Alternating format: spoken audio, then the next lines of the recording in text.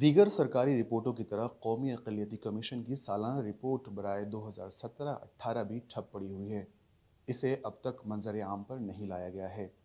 حالانکہ قومی اقلیتی کمیشن کے چیئرمین غیور الحسن رضوی نے رپورٹ پر سال 2018 کے اکتوبر 24 تاریخ کو ہی دستخط کر دیے تھے۔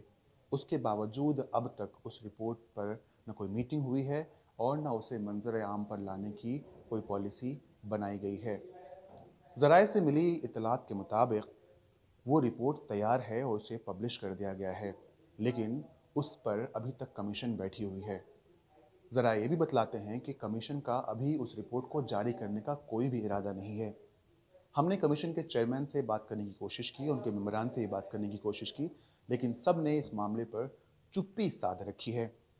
ہم آپ کو یہ بھی بتلا دیں کہ اس رپورٹ میں جو ذرائع نے ہمیں بتلایا ہے، اس رپورٹ میں گو رکشک اور ایسے تمام تشدد کے واقعات کا ذکر نہیں جس پر سال 2017-2018 میں کافی ہنگامہ آرائی ہوئی تھی۔